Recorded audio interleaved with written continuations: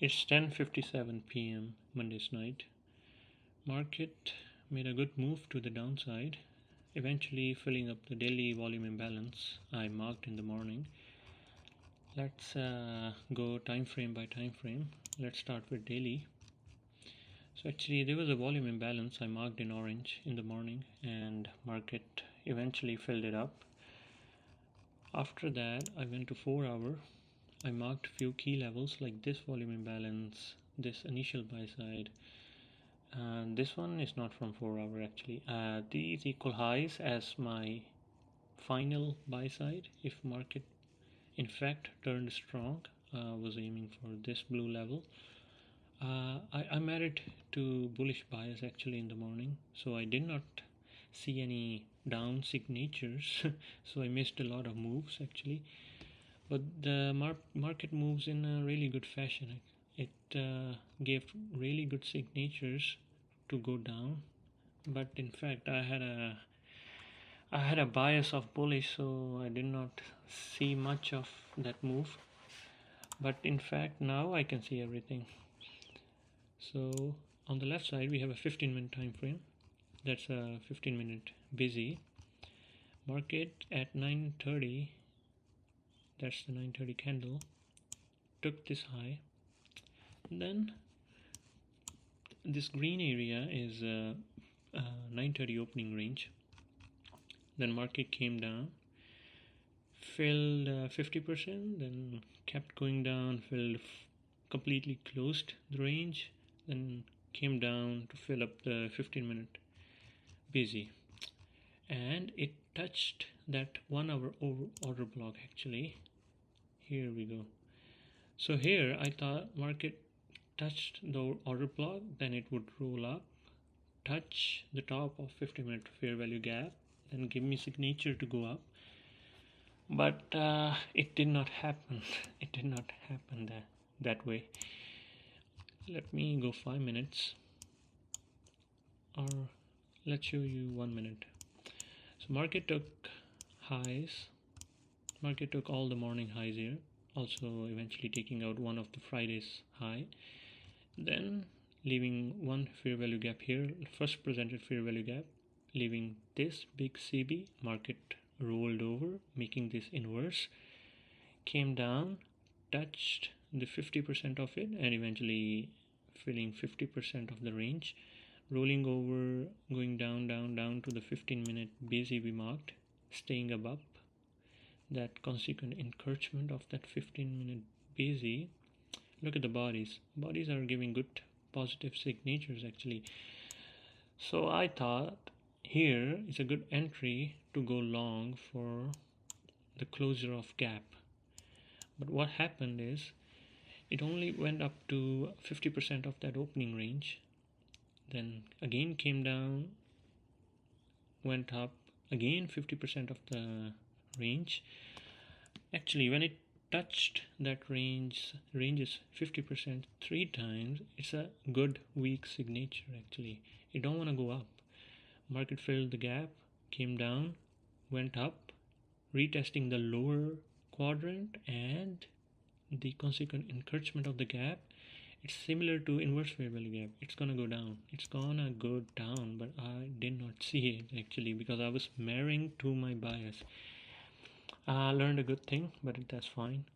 So eventually filling that fair value gap, filling that one, going up again, eventually respecting this, rolled over, rolled down to that 15-minute busy we marked before. Even the order block did not get respected here, rolled down, and let's go 15 minutes. In the afternoon around 2:30, that's a good afternoon session time. 1:30 to 2 is the opening range. After that it's usually a good range time. You can expect a move after 2 p.m. around 2:15, 2:30 it filled this 50-minute fair value gap, then rejecting that consequent encouragement.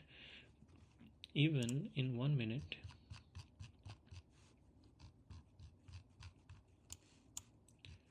even in 1 minute we had a fair value gap here that was left behind. It was also retested.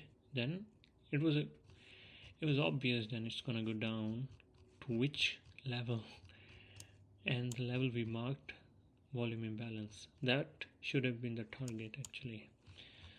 Okay, so tell me, if I had to take a trade there, where would I take the trade?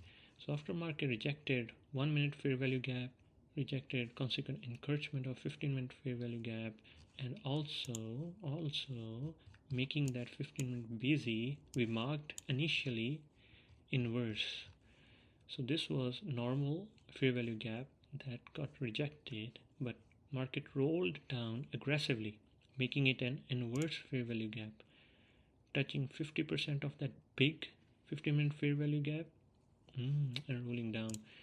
In 1 minute, if we had to enter, we would have entered here actually at the 50%, or here, or this 15-minute, the inner 15-minute fair value gap.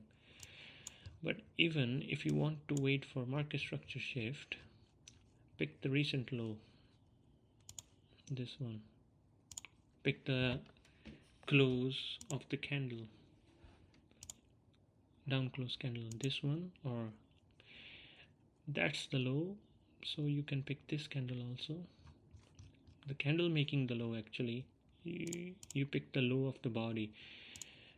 Market rolls down, the next candles is a green candle actually, goes up, rejects that, next candle also rejects that. That means it's gonna roll over. There should have been your entry, and this whole candle is like 67 handles. That's a big aggressive move. Then market rolls over down to the volume imbalance. Now there's one more question that arises, is that it takes these highs, and why does it only go this much higher? Why didn't it take the highs just by going few handles above? Or why did it stop here? Why it did not end up taking, because there were two highs, right? These were also equal highs. So why did the market only take this high and leave these highs? What's the point of it? Are you ready for the magic? Magic. Let's going to daily.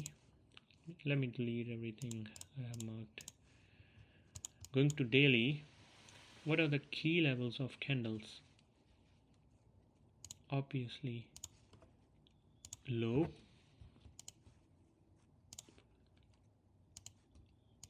body's low, body's high,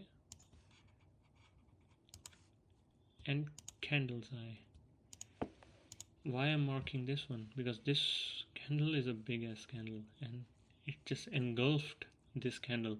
There's no, it doesn't make sense marking this one. I mean, we can mark it, we can always keep an eye on these levels, but I saw this wick as a premium wick, and market was approaching this wick, so you could expect market to stop here at the low, but it did not stop. Then at 9:30 it opened, went up to the premium wick. And how high it went up? Exactly to the 50% of that premium wick, 121, and the 50%, and the high of this is also 121, exactly to the tick. That was also a good algorithmic signature that the market is gonna go down. But of course I missed it. Need more practice. I will be giving more time to it. Peace out. That's it for today.